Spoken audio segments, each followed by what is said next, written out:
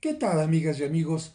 Otra vez desde la parroquia de San Cosme y San Damián voy a compartir con ustedes algún texto apócrifo. Recordamos que hay una gran cantidad de libros apócrifos y son considerados estos los que fueron escritos hacia el siglo segundo y en adelante después de Cristo. Es decir, no fueron escritos por testigos que vivieron en tiempo de Cristo de los apóstoles, y por lo tanto la información que ellos pueden tener ciertamente puede abarcar algunos elementos que escucharon, que oyeron, que se fueron pasando de generación en generación, pero otros lamentablemente fueron inventados y precisamente por esto no forman parte de la Sagrada Escritura. Dentro de este libro, que es un compendio maravilloso de libros apócrifos, hay algunos que se llaman asuncionistas. Pero yo les recuerdo, ya que este libro grueso es muy difícil de conseguir, que acudan a la editorial Porrúa, es una editorial que se encuentra en México, y busquen dentro de la colección Sepan Cuántos los Evangelios Apócrifos. Es un libro sumamente fácil de conseguir y también sumamente económico. Y yo voy a elegir dentro de todos los textos asuncionistas el de la narración del pseudo José de Arimatea, que se refiere precisamente al tránsito, a la dormición o a la muerte de la bienaventurada Virgen María. Pero déjenme aclarar algo. Primero, se llaman evangelios asuncionistas precisamente aquellos que tienen como tema la asunción de la Virgen María a los cielos. Hay que recordar que, aunque el dogma de la asunción fue proclamado en el siglo XX, el tema de la asunción de la Virgen María fue tratado desde los tiempos antiguos. Y tenemos que decir que estos evangelios asuncionistas nos hablan de todas aquellas historias que se fueron conjuntando a lo largo de varios siglos. Se supone que el libro más antiguo de la Asunción es del siglo segundo, pero haz de cuenta que este libro, el más antiguo, fue como un tronco del que fueron surgiendo otros que se inspiraron ciertamente en él. ¿Cuáles son los elementos que generalmente presentan estos libros basados en el más antiguo? Primero, que a la Virgen María se le anunció el momento de su muerte. Segundo, que un ángel vino a darle una palma del cielo para recordarle que ella, como la palma, reverdecería, o mejor dicho, no moriría para siempre. Siguiente punto, que todos los apóstoles que se encontraban en distintas partes del mundo misionando, evangelizando, se reunieron para estar presentes en la muerte de la Virgen María, menos el apóstol Tomás, que recibiría vamos a decir, un privilegio especial para que aumentara su fe.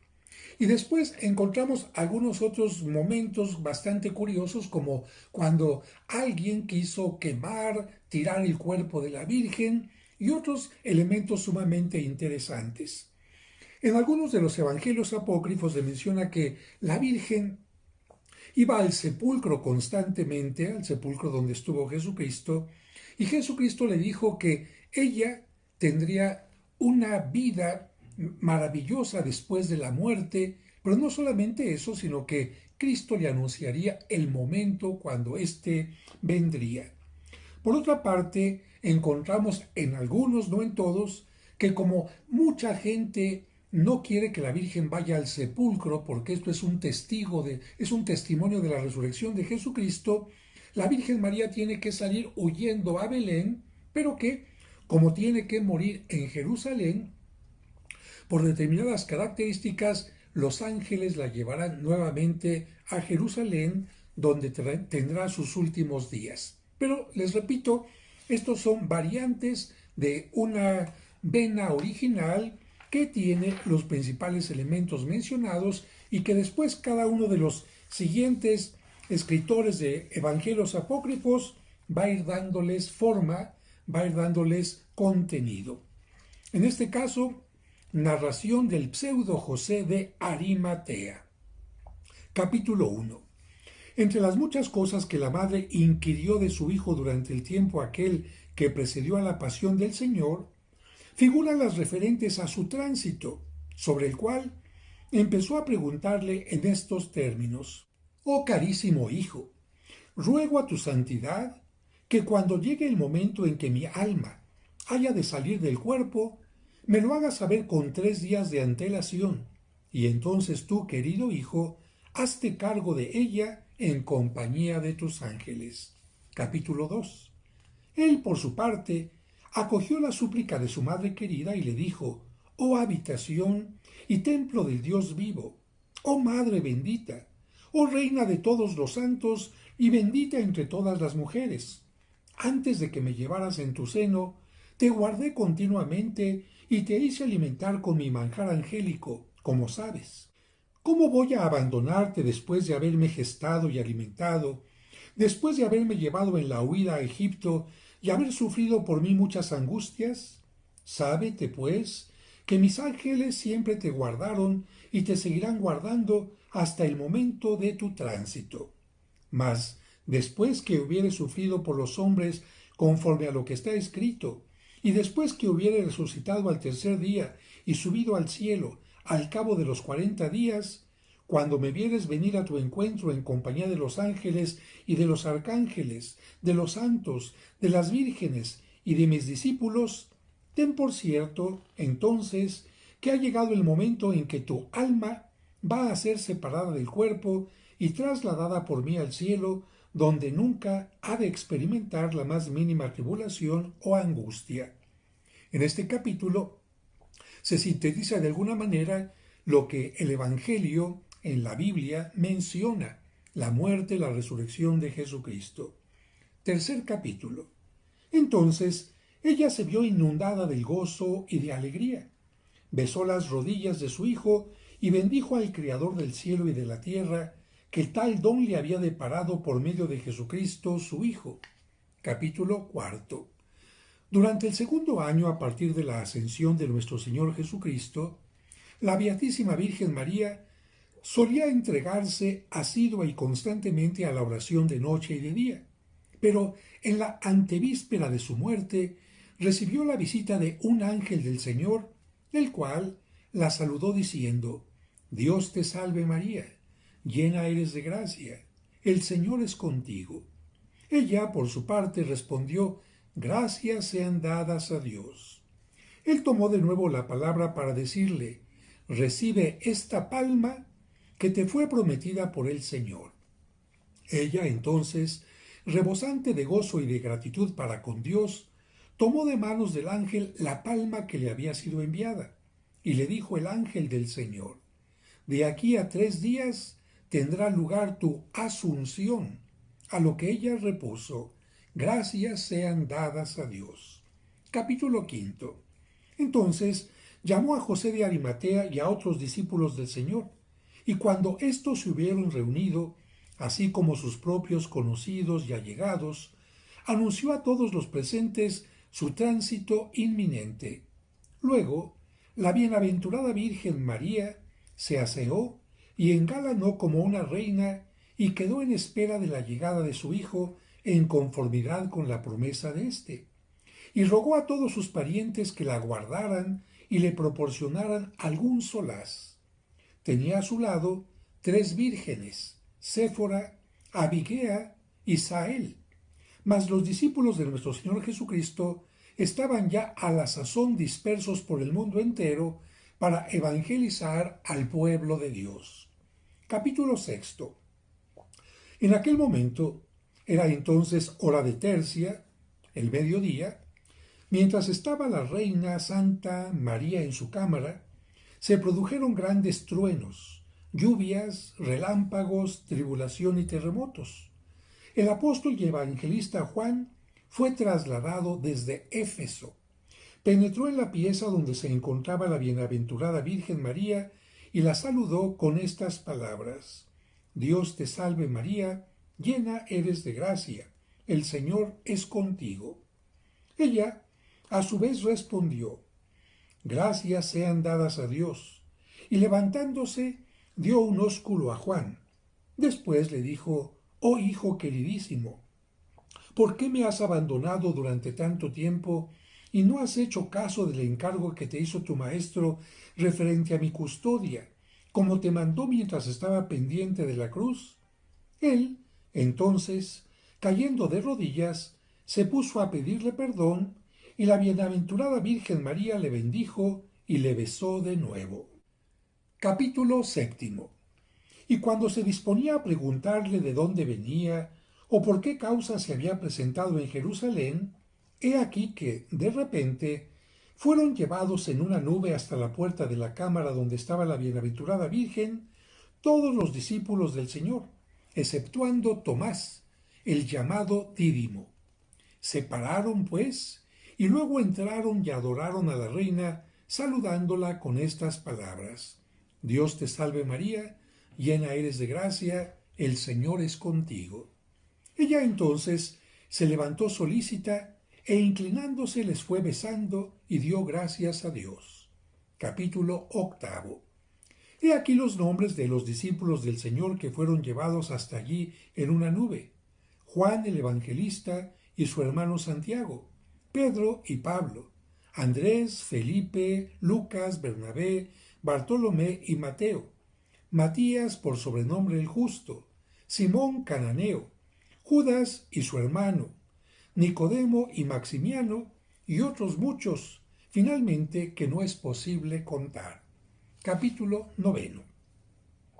Entonces la bienaventurada Virgen María dijo a sus hermanos: ¿A qué se debe el que hayáis venido todos a Jerusalén? Pedro respondió de esta manera: Tú nos preguntas a nosotros, siendo así que a ti era a quien nosotros debíamos hacerlo. Para mí es seguro que nadie de entre nosotros conoce la causa por la que nos hemos presentado aquí tan velozmente.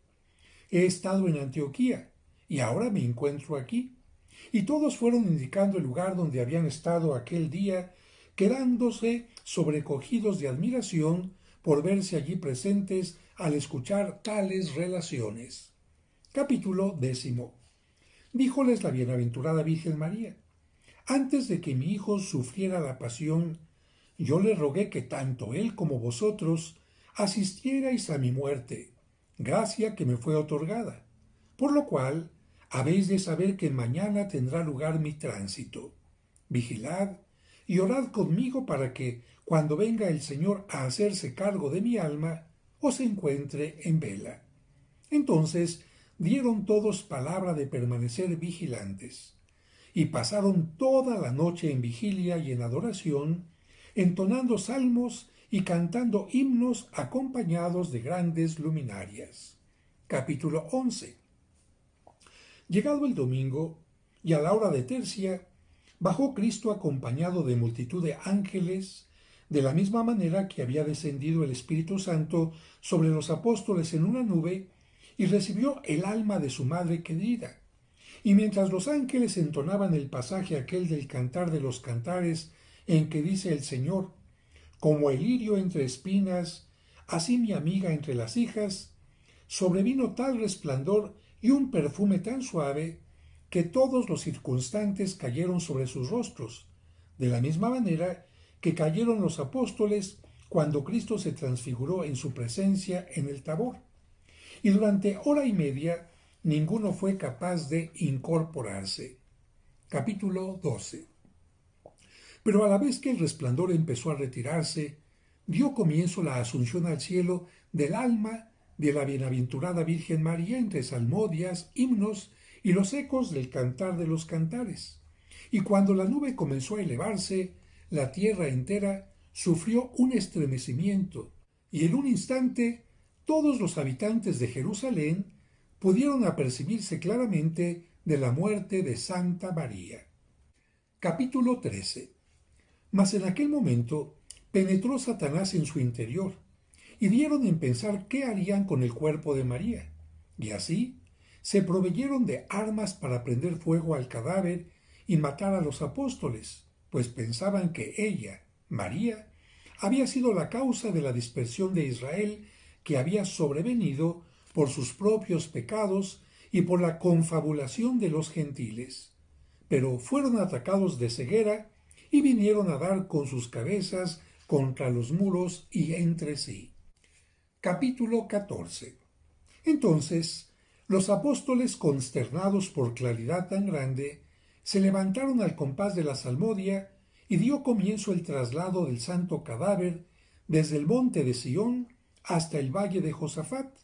Pero al llegar a la mitad del camino, he aquí que cierto judío por nombre Rubén le salió al paso pretendiendo echar al suelo el féretro juntamente con el cadáver de la bienaventurada Virgen María. Mas de pronto sus manos vinieron a quedar secas hasta el codo, y de grado o por fuerza hubo de bajar hasta el valle de Josafat, llorando y sollozando, al ver que sus manos habían quedado rígidas y adheridas al féretro, y que no era capaz de atraerlas de nuevo hacia sí. Aquí hago un breve corte para indicar lo siguiente. En Jerusalén hasta el día de hoy se recuerda la dormición o el tránsito de la Virgen María en la Basílica precisamente de la Dormición. Este evangelio apócrifo habla que precisamente desde este lugar, el monte Sión, inició la procesión hacia lo que sería el sepulcro. Y por otra parte, recordar que algunas de las escenas que estamos escuchando aquí son representadas en el arte, especialmente esta de el judío que trata de tirar el cuerpo de la Virgen María y sus manos se quedan pegadas como secas al féretro y no las puede despegar hasta que reconozca su pecado. Continuamos. Capítulo 15. Después, rogó a los apóstoles que le obtuvieran por sus oraciones la salud y el hacerse cristiano. Entonces, ellos doblaron sus rodillas y rogaron al Señor que le librase. En aquel mismo momento consiguió en efecto la curación y se puso a dar gracias a Dios y a besar las plantas de la reina y de todos los santos y apóstoles. Inmediatamente fue bautizado en aquel lugar y comenzó a predicar el nombre de nuestro Señor Jesucristo. Capítulo 16. Después, los apóstoles depositaron el cadáver en el sepulcro con toda clase de honores y rompieron a llorar y a cantar por lo excesivo del amor y de la dulzura. De pronto, se vieron circundados por una luz celestial y cayeron postrados en tierra, mientras el santo cadáver era llevado al cielo en manos de ángeles. Capítulo 17. Entonces, el dichosísimo Tomás se sintió repentinamente transportado al monte Olivete de los Olivos, y al ver cómo el bienaventurado cuerpo se dirigía hacia el cielo, empezó a gritar diciendo: «Oh Madre Santa, Madre bendita, Madre Inmaculada, si he hallado gracia a tus ojos, ya que me es dado contemplarte, ten a bien por tu bondad alegrar a tu siervo, puesto que te vas camino del cielo». Y en el mismo momento le fue arrojado desde lo alto al bienaventurado Tomás el cinturón con que los apóstoles habían ceñido el cuerpo santísimo de María. Al recibirlo entre sus manos, lo besó y dando gracias a Dios, retornó al valle de Josafat. Esta parte es representada en muchas pinturas. Se ve a la Virgen María sobre una nube, al apóstol Santo Tomás, y ella le hace descender el cinturón. Por otra parte, hay una iglesia ortodoxa que tiene como reliquia precisamente el cinturón de la Virgen María. Capítulo 18. Y encontró a todos los apóstoles, se refiere a Santo Tomás, y a una gran muchedumbre en la actitud de golpearse los pechos, sobrecogidos como estaban por el resplandor que habían visto. Y después de que se entrevistaron y se dieron el ósculo de paz entre sí, el bienaventurado Pedro se dirigió a él en estos términos: «En verdad que tú siempre has sido terco e incrédulo, y quizá por tu incredulidad el Señor no ha tenido a bien concederte la gracia de que asistieras con nosotros al entierro de la Madre del Salvador». Él respondió golpeándose el pecho: «Lo sé, y estoy firmemente convencido de ello. Siempre he sido un hombre perverso e incrédulo. Os pido, pues, perdón a todos por mi contumacia y mi incredulidad, y todos se pusieron a orar por él. Capítulo 19. Entonces dijo el bienaventurado Tomás: ¿Dónde pusisteis su cuerpo? Ellos señalaron el sepulcro con el dedo. Mas él replicó: No, no está allí este cuerpo que es llamado Santísimo. A lo cual repuso el bienaventurado Pedro: Ya otra vez te negaste a darnos crédito acerca de la resurrección de nuestro Maestro y Señor, si no te era dado ver y palpar con tus dedos. ¿Cómo vas a creer ahora que el santo cadáver se encontraba ahí?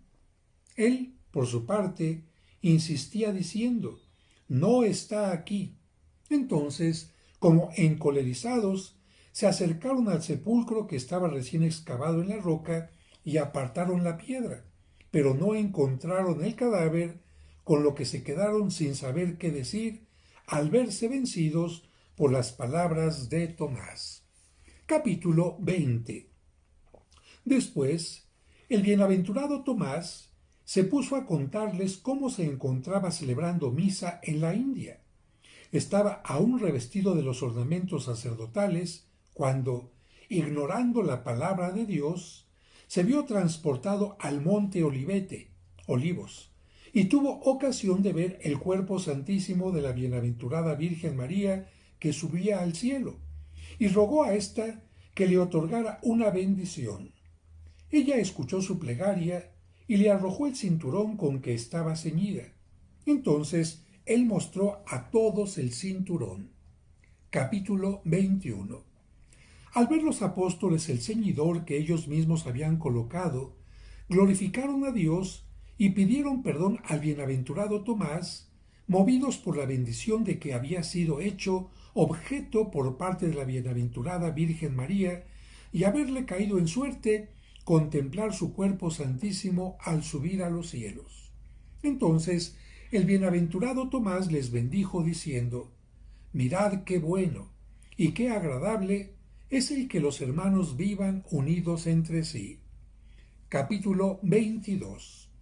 Y la misma nube que les había traído llevó a cada uno a su lugar respectivo, de una manera análoga a lo ocurrido con Felipe cuando bautizó al eunuco, como se lee en los Hechos de los Apóstoles, y con el profeta Habacuc cuando llevó la comida a Daniel, que se encontraba en el lago de los leones, y al momento retornó a Judea. De idéntica manera, fueron devueltos también los apóstoles rápidamente al lugar donde antes se encontraban para evangelizar al pueblo de Dios. Capítulo 23 y penúltimo. Y no tiene nada de extraño el que opere tales maravillas quien entró y salió de una virgen, dejando sellado su seno, quien penetró a puertas cerradas en el lugar donde estaban los apóstoles, quien hizo oír a los sordos, quien resucitó a los muertos, quien limpió a los leprosos, quien dio vista a los ciegos, e hizo, en fin, otros muchos milagros. No hay razón ninguna para dudar de esta creencia. Capítulo 24. Yo soy José, el que deposité el cuerpo del Señor en mi sepulcro y le vi resucitado, el que guardé de continuo su templo sacratísimo, la bienaventurada siempre Virgen María, antes y después de la ascensión del Señor, el que escribí finalmente en el papel y en mi corazón las palabras que salieron de la boca de Dios y el modo como llegaron a realizarse los acontecimientos arriba consignados, y di a conocer a todos, judíos y gentiles, lo que mis ojos vieron y mis oídos oyeron, y no dejaré de predicarlo mientras viva. Roguemos instantemente a aquella cuya asunción es hoy venerada y honrada por todo el mundo, que se acuerde de nosotros ante su piadosísimo Hijo en el cielo, al cual le es debida alabanza y gloria por los siglos de los siglos. Amén. De esta manera concluye la narración del pseudo José de Arimatea. Les recuerdo que si se dice pseudo José es porque en realidad no se considera que haya sido José de Arimatea el que escribe este evangelio apócrifo asuncionista, sino más bien alguien que se pone este nombre para hacer parecer que el texto es mucho más antiguo de lo que en realidad es. Existen, como les menciono, varios evangelios asuncionistas, pero son bastante largos. En otro momento les voy a compartir precisamente uno de estos textos de asuncionistas, sobre todo porque habla de milagros antes de que la Virgen María sea llevada a los cielos, antes de su muerte, y son bastante interesantes.